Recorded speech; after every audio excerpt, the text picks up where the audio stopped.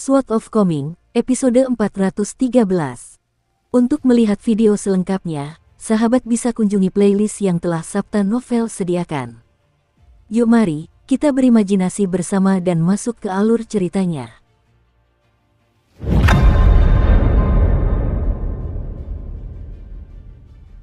Pemuda itu berjalan menuju danau, dan dia dapat melihat bahwa klan Geyang Gao telah menginvestasikan banyak usaha dan kekayaan ke akademi ini.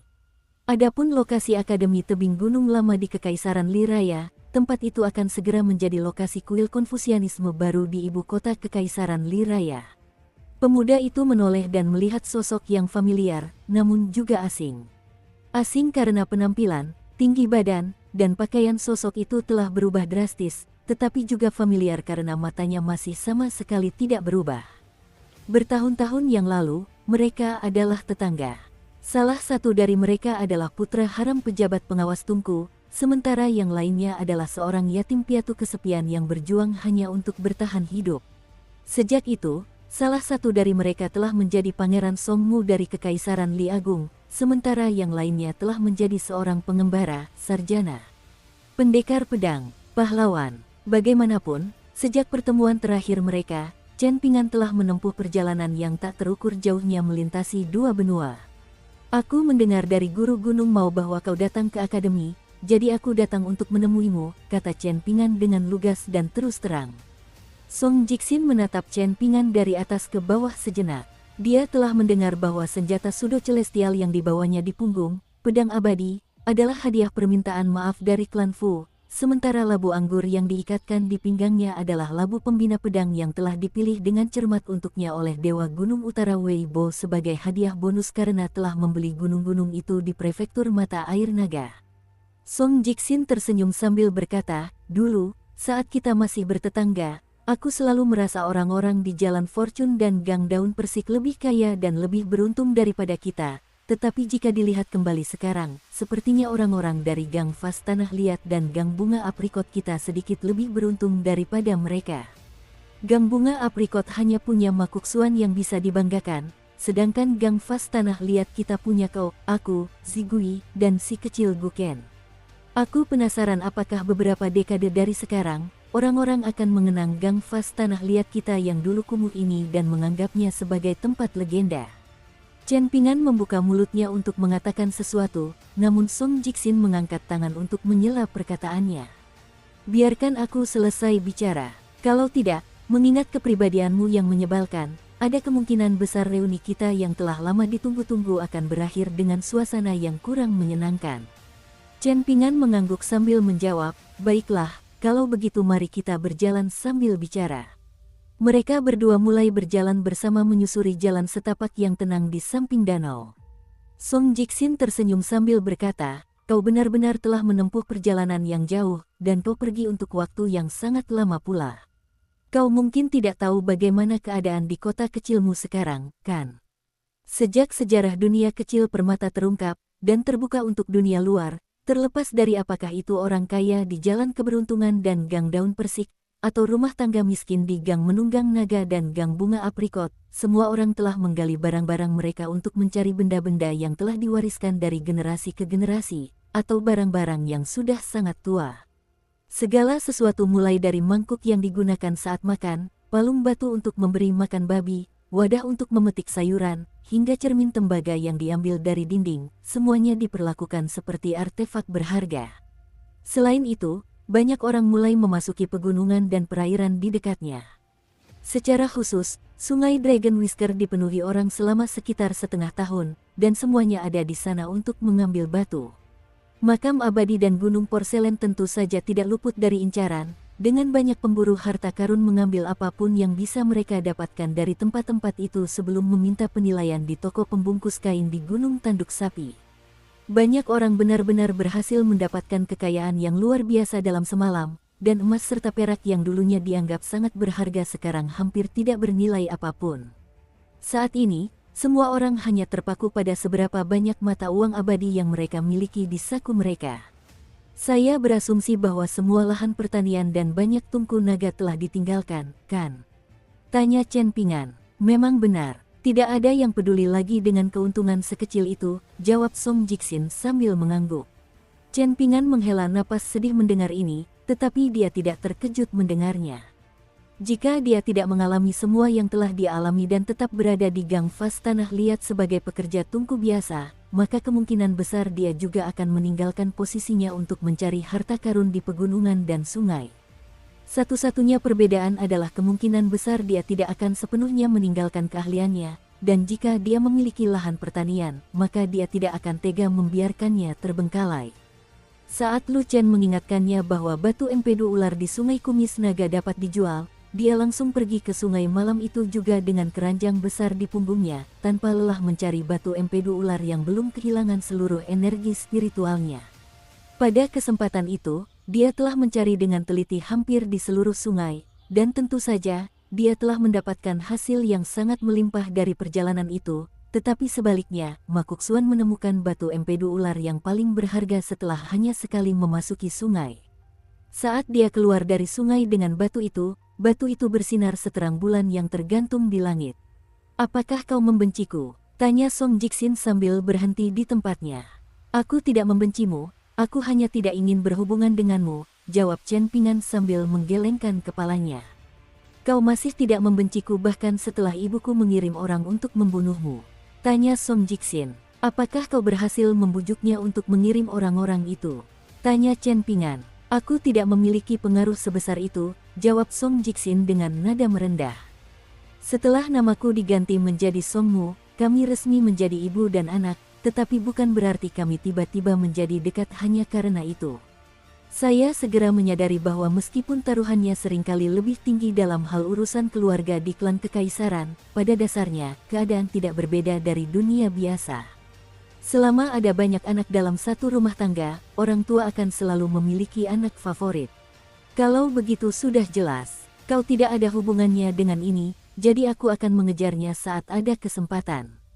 "Aku tidak perlu membencimu," jawab Chen Pingan. Song Jiksin telah memetik beberapa ranting pohon willow, dan dia berencana untuk menganyamnya menjadi gelang willow ketika Chen Pingan melanjutkan, "Sama seperti guru besar Cui Chan, dia adalah salah satu orang paling berpengaruh di Kekaisaran Li Raya, tetapi saya rasa itu bukan keseluruhan dari Kekaisaran Li Raya. Kekaisaran Li Agung memiliki akademi tebing gunung tertua, kota lilin merah yang makmur, para pengintai perbatasan yang mengundangku untuk berlindung dari dingin di Menara Suar, dan bahkan para mata-mata paviliun riak hijau yang ia dirikan sendiri, mereka yang bersedia menyampaikan pesan kepadaku demi Kekaisaran Li Agung bahkan dengan mengorbankan nyawa mereka sendiri. Saya rasa semua hal itu juga merupakan bagian dari Kekaisaran Li Agung." Chen Pingan kemudian menoleh ke Song Jiksin dan melanjutkan, "Sekarang setelah aku mengetahui semua ini, jika suatu hari nanti aku masih memutuskan untuk membunuhnya, maka aku dapat melakukannya dengan hati nurani yang bersih. Perbedaan pribadi kita akan diselesaikan hanya antara kita berdua, dan aku akan berusaha sebaik mungkin untuk tidak melibatkan warga Kekaisaran Li Agung ke dalam masalah kita." "Dia tidak akan berpikir seperti itu," kata Song Jiksin sambil tersenyum. "Aku sudah punya alasan sendiri, dan itu sesuai dengan semua aturan Konfusianisme, jadi mengapa aku harus peduli dengan pendapatnya?" tanya Chen Pingan dengan senyum acuh tak acuh. "Kau sudah membaca beberapa buku tentang legalisme, kan?" tanya Song Jiksin. Chen Pingan kemudian mengajukan pertanyaan balik. "Dari buku-buku yang ditinggalkan Tuan Qi untukmu, beberapa kau tinggalkan di rumahmu di kota kecil itu, dan kurasa sisanya kau bawa bersamamu. Apakah kau membaca buku-buku yang kau bawa?" Song Jiksin telah merangkai gelang kecil dari ranting pohon willow yang tanpa sadar meluncur naik turun di lengannya saat dia membalas, "Mengapa aku harus memberitahumu?" Chen Pingan sebenarnya tidak terlalu peduli dengan jawaban pertanyaannya, jadi dia mengganti topik dan bertanya, "Mengapa Anda datang ke negara Sui Raya?" Song Jiksin menyilangkan kedua tangannya di belakang punggung sambil menjawab, "Gao Xuan pernah datang ke kota kecil kami untuk mencari peluang, dan ada yang mengatakan bahwa dia lebih baik dariku dalam hal itu, jadi aku memutuskan untuk datang ke sini untuk membuktikan bahwa orang-orang yang meragukannya salah. Itu sama sekali tidak bisa dibandingkan." Chen Pingan terkekeh. "Kau datang ke negara Sui Raya untuk pamer, sementara saat itu, Gao Xuan telah menjelajah jauh ke wilayah musuh sebagai wujud keberanian yang luar biasa. Saat ini, Gao Xuan menjadi sandera kehormatan di Akademi Rusa Hutan, apakah kau akan melakukan hal yang sama? Song Jixin tak kuasa menahan tawa saat mendengar hal itu. Chen Pingan, kau sudah jauh lebih dewasa sejak kita bertetangga. Mungkinkah kau belajar dariku? Berhentilah menyanjung diri sendiri, ejek Chen Pingan. Song Jixin berjongkok untuk mengambil sebuah batu, lalu melemparkannya ke danau sambil bertanya, bolehkah aku meminta bantuanmu? Tidak, jawab Chen Pingan tanpa ragu-ragu. Song Jixin menoleh padanya dengan tatapan ibas sambil bertanya, mengapa? Coba pikirkan, Chen Pingan, kesalahan apa yang pernah kulakukan padamu selain saat aku menipumu agar menjadi murid di tempat pembakaran naga? Jelas kau tidak menyukaiku, dan aku juga tidak menyukaimu, jadi mengapa kita berpura-pura berteman? Tanya Chen Pingan. Song Jixin tidak menyangka akan mendapat jawaban seperti itu, dan dia tertawa terbahak-bahak sambil berkata, dirimu yang sekarang jauh lebih baik daripada dirimu yang dulu, seperti kayu gelondong yang membosankan. Jika kau seperti ini sejak awal, aku pasti akan sangat senang berteman denganmu.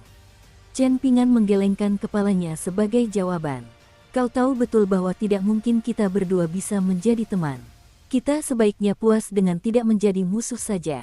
Song Jixin melepas gelang Willow dan melemparkannya ke danau, lalu mengambil batu dan mencoba melemparkannya ke tengah gelang sambil berkata, kuil Dewa Gunung di Gunung Tertindas saat ini sedang tidak baik-baik saja.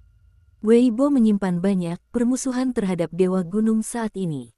Aku ingin memintamu untuk membantuku berbicara dengan Weibo. Aku tidak berharap Weibo akan berubah pikiran dan mulai aktif mendukung kuil Dewa Gunung. Aku hanya ingin memastikan bahwa patung dewa di kuil itu tidak akan tiba-tiba diganti suatu hari nanti. Chen Pingan ingin mengatakan sesuatu, tetapi akhirnya tetap diam. Dewa Gunung di Gunung Tertindas saat ini tak lain adalah mantan pejabat pengawas Tungku, Song Yuzhang.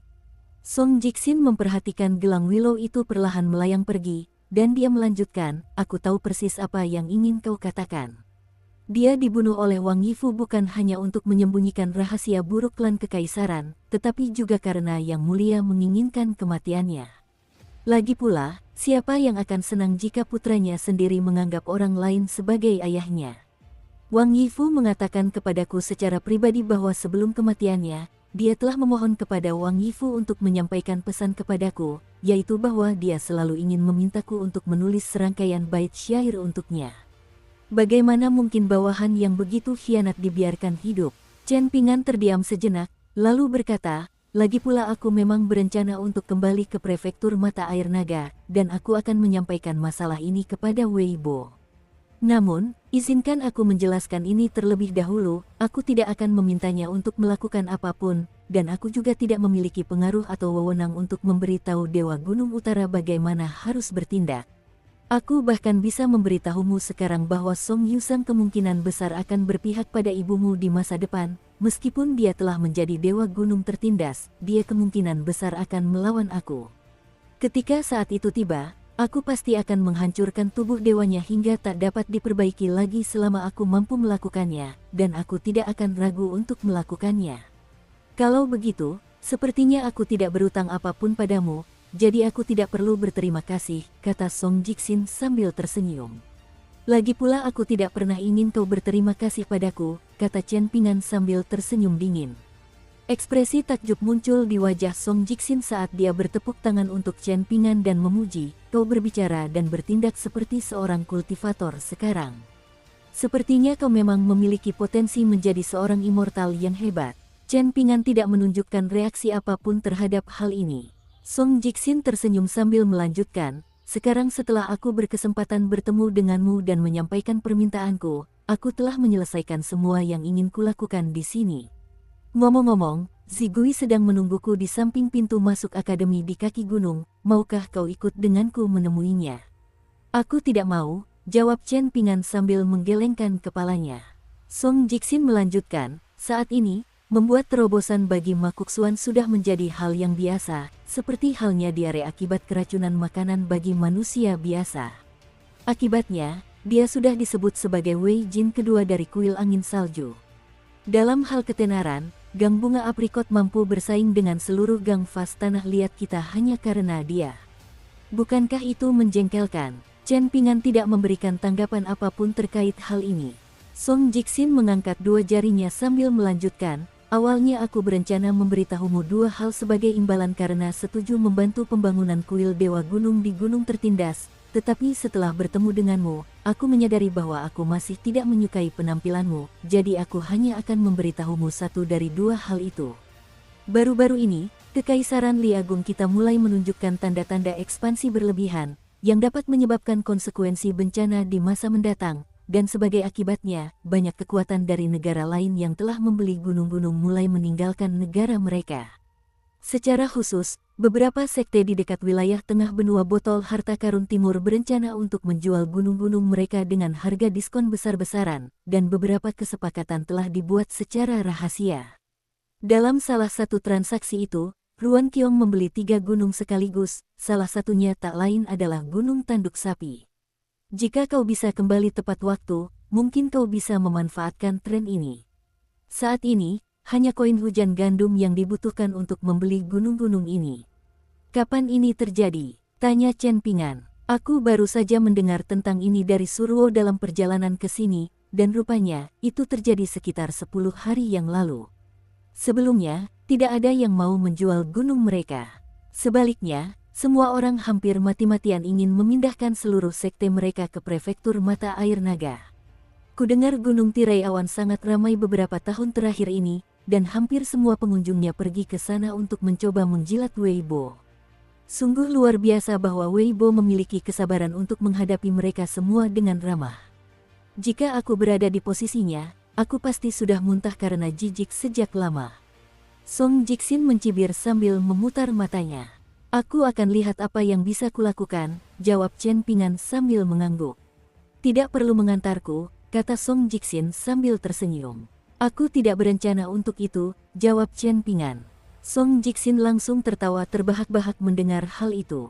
Ternyata, ada beberapa hal tentang dirimu yang tidak berubah. Setelah itu, Song Jiksin pergi, menuruni kaki gunung, dan Chen Pingan menyaksikan dia menghilang di kejauhan. Setelah sampai di pintu masuk akademi, Song Jiksin tersenyum pada Zigui sambil berkata, ayo pergi. Anda tampak sedang dalam suasana hati yang baik, Tuan Muda, ujar Zigui. Saya sangat senang melihat Chen Pingan berhasil meraih kesuksesan, jawab Song Jiksin sambil tersenyum lebar. Begitu, kata Zigui.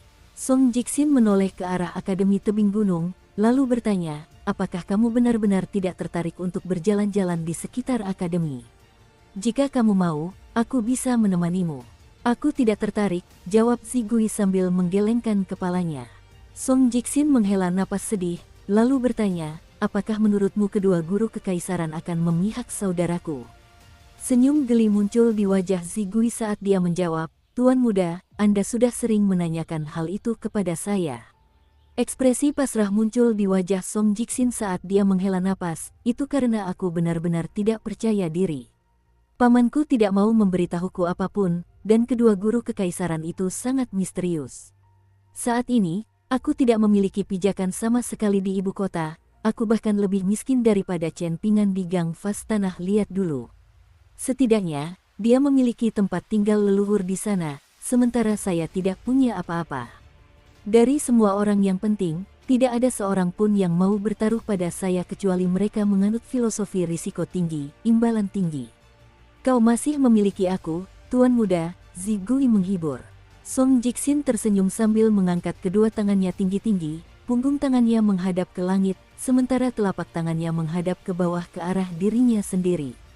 Lagi pula, aku hanyalah boneka yang bisa mereka manipulasi sesuka hati. Bahkan Chen Pingan pun bisa meraih kesuksesan yang luar biasa, kenapa aku tidak bisa melakukan hal yang sama? Zigui masih mengenakan pakaian pelayan, tetapi pakaiannya sedikit lebih mewah daripada saat ia tinggal di Gang Fas Tanah Liat. Dukung terus channel YouTube Sabta Novel. Sosoknya semakin memikat setiap harinya, dan ia tersenyum sambil berkata, bukankah agak merendahkan jika membandingkan dirimu dengannya? Song Jiksin mengepalkan tangannya sendiri sambil memuji, sekarang aku merasa jauh lebih baik tentang diriku sendiri. Perjamuan 1000 tetua akan segera dimulai, tetapi suasana di ibu kota negara Sui Raya agak aneh. Kai Feng telah mengajukan cuti kepada Kementerian Astronomi, tetapi dia tidak terlihat di kediaman Kai. Entah karena alasan apa, Zhuang Yuan baru, Zhang Dai, sudah lama tidak terlihat di Akademi Kekaisaran Hanlin. Dikatakan bahwa Wakil Komandan Song San dari kantor Komandan Infanteri telah mengunjungi Kementerian Kehakiman. Segala macam desas-desus menyebar luas di Istana Kekaisaran dan di kalangan rakyat jelata. Suatu hari, larut malam, Menteri Upacara Negara Suiraya, yang juga menjabat sebagai Kepala Gunung Akademi Tebing Gunung, mengunjungi asisten Kepala Gunung Mao Xiaodong. Lokasi pertemuan mereka bukanlah ruang kerja Mao Xiaodong. Sebaliknya, itu adalah aula guru terpelajar, tempat 3 orang bijak Konfusianisme sedang dipuja. Mao Xiaodong tidak membicarakan masalah ini secara detail dengan Chen Ping'an, tetapi sedikit lewat tengah malam, ia meninggalkan akademi bersama Chen Ping'an untuk mengunjungi kuil Konfusianisme di ibu kota. Dibandingkan dengan kunjungan pertama mereka, ia meminta lebih banyak lagi dari kuil Konfusianisme, dan ia berhasil membawa pulang banyak artefak upacara yang berisi keberuntungan akademis. Setelah kembali ke Gunung Kemegahan Timur, Mao Xiaodong memimpin Chen Ping'an ke puncak gunung, lalu mengeluarkan tablet giok itu untuk memimpin akademi sebagai orang bijaknya. Chen Ping'an mengeluarkan lebih dari 30 harta karun alam yang telah disiapkan Mao Xiaodong, dan 2 barang terakhir juga telah tiba, yaitu tanduk lembu air berusia 1000 tahun, dan pedang yang pernah digunakan oleh seorang bijak bela diri. Bijak bela diri itu telah meninggal dunia dan dihormati di sebuah kuil bijak bela diri di ibu kota salah satu negara di wilayah tengah benua botol harta karun timur. Mao Xiaodong tidak menyembunyikan detail apapun dari Chen Ping'an terkait pengumpulan bahan-bahan tersebut. Sebaliknya, sejak awal, ia dengan mudah membagikan informasi seperti asal-muasal harta karun alam tersebut, harganya, dan karakteristik khusus yang dimilikinya. Karena Fan Junmao telah menyiapkan semuanya untuknya sejak ia menyempurnakan segel airnya di kota Nagatua, ini adalah pertama kalinya Chen Ping'an mengetahui semua informasi ini, dan akhirnya ia mengerti mengapa penyempurnaan benda-benda terikat merupakan usaha yang mahal dan memakan waktu bagi para penyempurna ki. Agar seorang penyempurna ki rata-rata berhasil dalam usaha ini, mereka tidak hanya membutuhkan kekayaan yang sangat besar, tetapi juga harus bergantung pada keberuntungan. Jika keberuntungan tidak berpihak pada mereka, atau mereka kekurangan barang penting, maka hal itu akan mengakibatkan kemajuan dalam proses penyempurnaan terhenti sepenuhnya. Dalam jalan kultivasi, waktu selalu menjadi hal yang sangat penting, sehingga penundaan seperti itu pasti akan sangat membuat frustrasi bagi para penyempurna ki. Sekalipun keberuntungan berpihak pada seseorang, bukan berarti prosesnya akan mudah dilakukan. Sebagai contoh, setelah menemukan barang yang cocok untuk dimurnikan, langkah selanjutnya adalah membuat daftar semua barang pendukung yang dibutuhkan untuk proses pemurnian tersebut. Namun, bahkan jika mereka dapat menemukan semua barang-barang ini, bagaimana mereka akan menjadikan barang-barang itu milik mereka sendiri? Para kultivator pengembara sebagian besar mengandalkan pengambilan barang dari orang lain dengan paksa. Untuk membenarkan tindakan mereka, mereka sering mengatakan bahwa fakta bahwa mereka mampu mengklaim barang-barang itu untuk diri mereka sendiri berarti bahwa surga memang menginginkan mereka memiliki barang-barang itu sejak awal. Adapun para immortal yang sudah mapan, mereka biasanya memperoleh barang-barang tersebut melalui pembelian atau dengan meminta bantuan orang lain, meminjam mata uang immortal untuk membiayai pembelian mereka, atau menukar barang dengan barang lain. Jika mereka tidak memiliki bantuan yang dapat mereka minta, maka mereka dapat membeli barang dari tempat-tempat seperti penginapan Ganoderma di Gunung Stalaktit atau toko pembungkus kain di Gunung Tanduk Sapi, meskipun dengan harga yang cukup mahal. Ini bahkan bukan skenario terburuk. Dalam beberapa kasus, barang-barang tertentu hampir mustahil didapatkan, dan begitu toko abadi memiliki barang tersebut, mereka akan mengadakan lelang untuk semua calon pembeli. Jika seseorang harus menghadiri salah satu lelang ini, maka mereka harus mengeluarkan setidaknya 2 kali lipat dari jumlah yang diharapkan untuk apapun yang ingin mereka beli. Bahkan ada beberapa orang yang sengaja mencoba merusak lelang ini untuk orang lain. Begitu mereka mengidentifikasi seseorang yang benar-benar bertekad untuk mendapatkan barang lelang tersebut, mereka akan memasang tawaran yang sebenarnya tidak berniat mereka penuhi, hanya untuk menaikkan harga akhir ke tingkat yang menjengkelkan dan membuat orang lain kesal. Dalam kasus tersebut, sesuatu yang nilainya hanya 1 koin panas bisa dengan mudah ditawar hingga 3 atau 4. Pertanyaannya kemudian adalah apakah seseorang bersedia menelan pil pahit ini dan membayar harga yang sangat tinggi tersebut. Jika tidak, maka tidak jelas kapan mereka akan dapat menemukan barang yang sama lagi, dan penyempurnaan barang terikat mereka akan tertunda tanpa batas waktu. Semakin dekat letak sekte-sekte abadi satu sama lain, umumnya akan semakin sengit persaingan di antara mereka. Sekte mana yang akan rela berdiam diri dan menyaksikan sekte saingannya mendapatkan kultivator baru dari tingkat 5 menengah, terutama seorang immortal bumi yang maha kuasa. Mungkin situasinya tidak akan selalu berujung pada pertarungan sampai mati, tetapi pasti akan ada banyak dendam yang menumpuk di antara sekte-sekte tersebut. Oleh karena itu, setelah Mao Xiaodong selesai mengumpulkan semua kekayaan alam, Chen Ping'an merasa lega sekaligus sedikit khawatir. Bagaimana dia akan menyempurnakan barang terikat ketiganya? Sesuai rencananya, dia seharusnya sudah berada di benua buluh lengkap utara pada saat itu. Apakah dia harus mengubah rencananya? Mungkin dia harus mengumpulkan sisa kompensasi Kekaisaran Li Agung setelah pertempuran di kota Nagatua, lalu menjual semua miliknya untuk membiayai penyempurnaan item terikat ketiganya di gunung tertindas sebelum melakukan perjalanan ke benua buluh sempurna utara. Chen Ping'an menghela napas pelan dalam hati, dan dia bisa meyakinkan dirinya sendiri bahwa ini adalah masalah untuk lain waktu. Dia bahkan belum berhasil menyempurnakan inti keilmuannya, jadi masih terlalu dini untuk memikirkan penyempurnaan item terikat ketiga.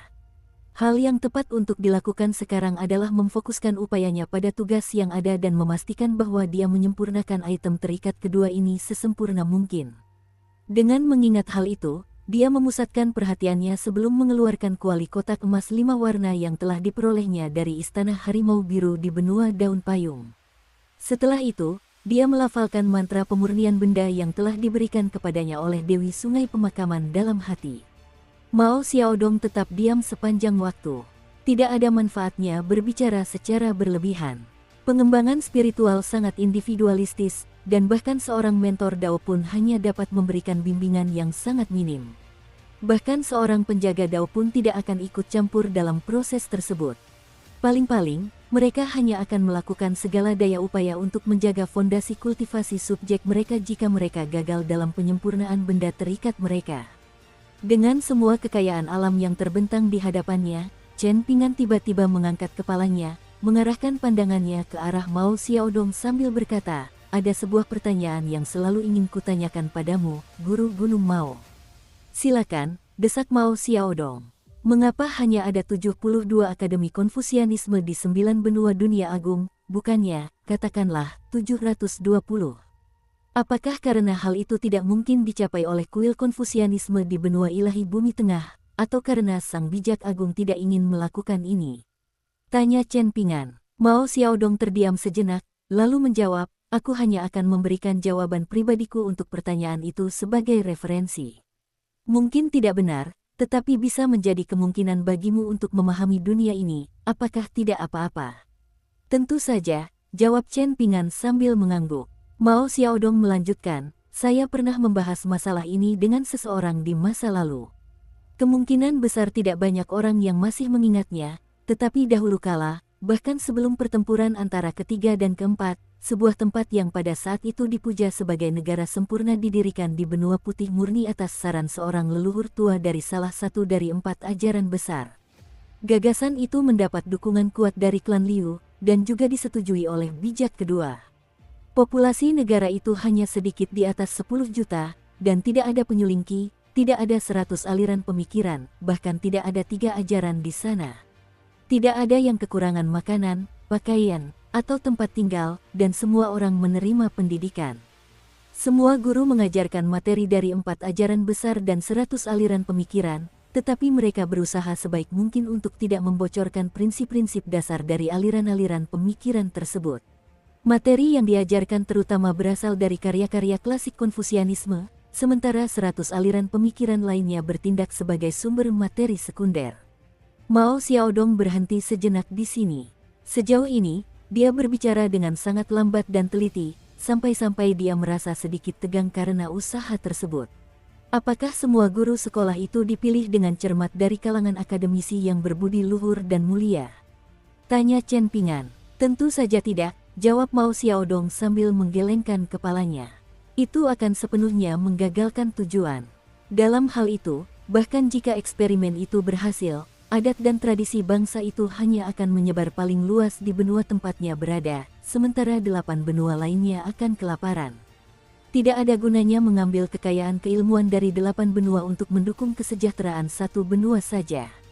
Untuk eksperimen ini, klan Liu mempersiapkannya secara rahasia selama hampir 40 tahun di bawah pengawasan banyak kekuatan otoritatif. Segala sesuatu yang mereka lakukan harus disetujui oleh perwakilan dari 100 aliran pemikiran. Sekalipun ada satu orang saja yang keberatan, maka usulan tersebut tidak dapat diterapkan. Itulah satu-satunya aturan yang ditetapkan oleh pakar etiket, dan satu-satunya saat beliau muncul dalam seluruh proses ini adalah untuk menetapkan aturan ini.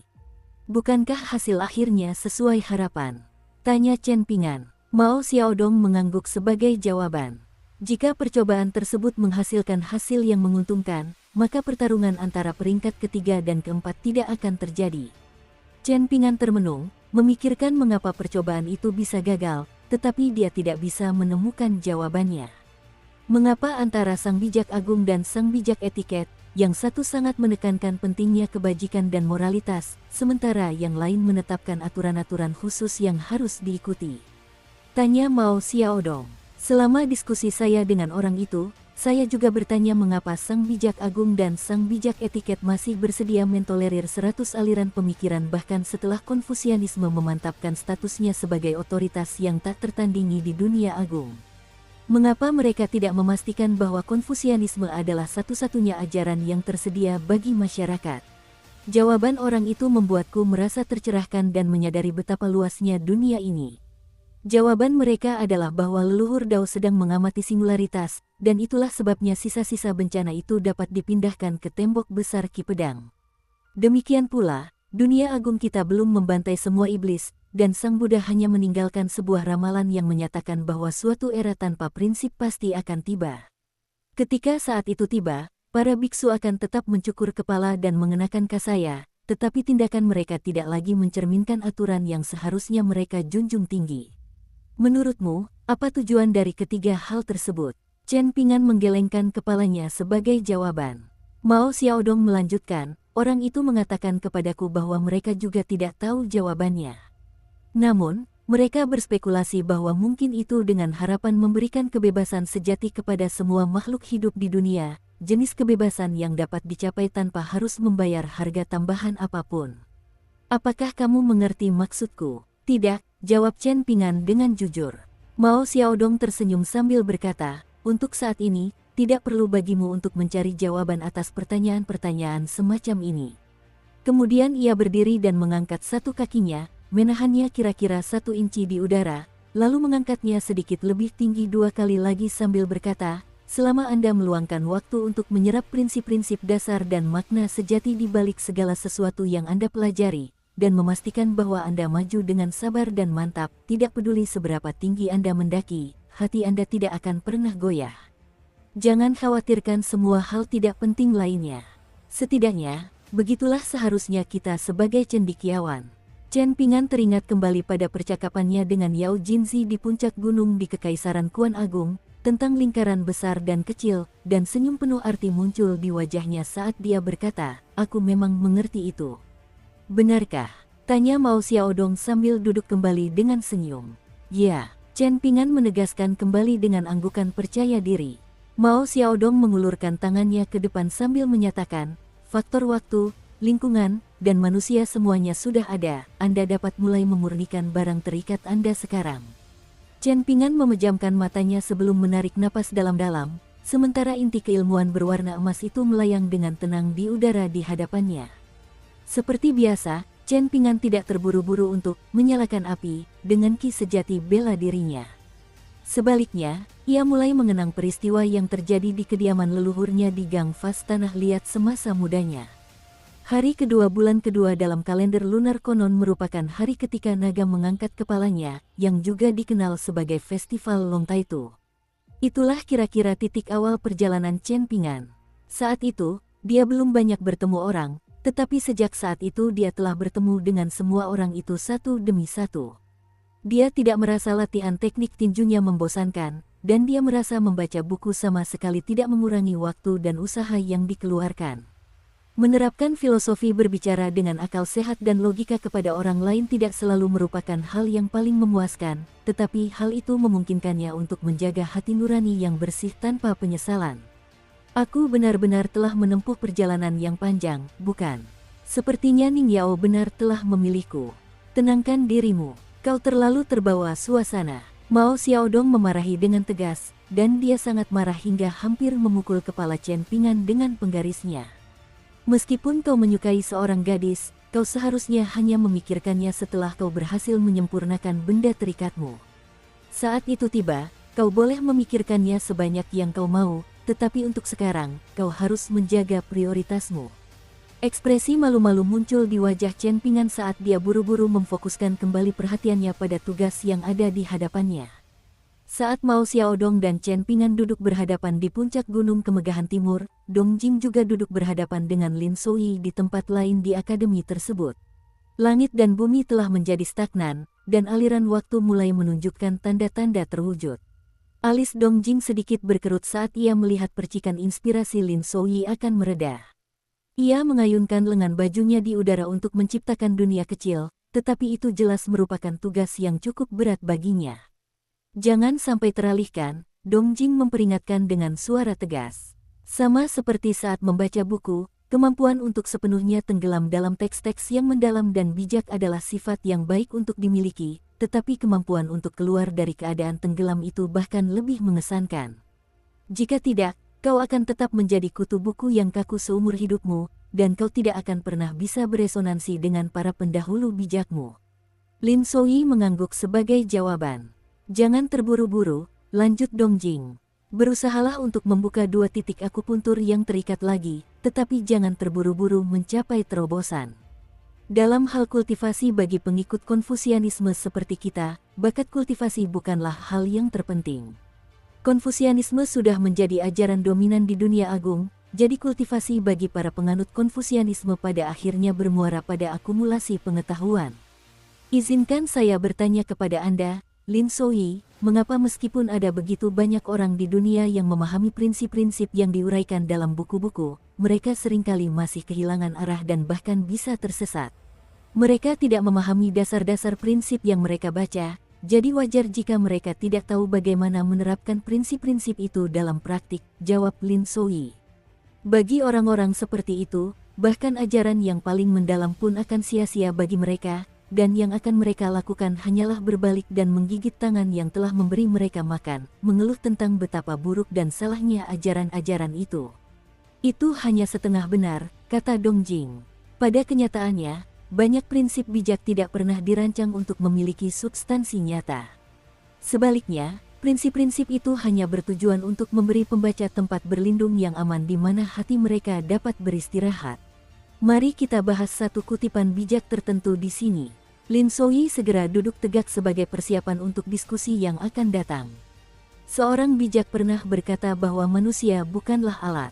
Apa arti dari hal ini? Bagaimana hal ini ditafsirkan oleh sekolah ritus? Bagaimana hal ini ditafsirkan oleh klan Chen Konfusianisme murni? Bagaimana hal ini ditafsirkan oleh Akademi Danau Angsa? Bagaimana hal ini ditafsirkan oleh sekolah Tongcheng dari negara Phoenix Biru? Dan bagaimana Anda menafsirkannya? Lin Souyi sangat percaya diri, dan dia baru saja akan menjawab serangkaian pertanyaan ini ketika tiba-tiba dia menyadari bahwa Dong Jing sedang melihat keluar jendela. Tampaknya tiba-tiba sangat teralihkan perhatiannya. Lin Souyi ragu sejenak, tetapi dia tahu bahwa Dong Jing tidak berniat mengalihkan pandangannya dari jendela, jadi dia pun ikut menoleh dan melihat keluar jendela yang sama. Akibatnya, dia melihat sebuah kepala tergantung di luar jendela. Cui Dongshan, apa yang kau lakukan? Teriak Dong Jing dengan suara marah. Ekspresi polos muncul di wajah Cui Dongshan saat dia menjawab, aku khawatir Lin Souyi akan mengajukan beberapa pertanyaan yang tidak bisa kau jawab, dan itu akan sangat canggung bagimu, jadi aku di sini untuk membantumu jika diperlukan. Keluar dari sini, teriak Dong Jing sambil menunjuk dengan tegas. Masalah pembimbingan Dao sangatlah penting, jadi Dong Jing tentu saja sangat marah karena sesi tersebut terganggu oleh seekor tikus yang menyebalkan. Cui Dongshan mencengkeram ambang jendela dengan kedua tangannya, dan kakinya melayang di atas tanah sambil bertanya, apakah kau akan memukulku jika aku tidak pergi? Dong Jing mengambil waktu sejenak untuk menenangkan diri, dan dia baru saja akan mengancam Cui Dongshan dengan menyebut nama Mao Xiaodong, tetapi Cui Dongshan sudah melepaskan diri dari ambang jendela dan menghilang dari pandangan. Dong Jing mendengus dingin, namun tepat saat ia hendak mengalihkan pandangannya kembali ke Lin Souyi, Cui Dongshan melompat dan muncul kembali di jendela sambil terkekeh, "Aku kembali." "Cui Dongshan, apa kau tidak malu melakukan hal kekanak-kanakan seperti kultivator tingkat pemula?" teriak Dong Jing. "Bagaimana lagi aku bisa mengatasi kebosanan yang luar biasa ini?" balas Cui Dongshan dengan nada yang masuk akal.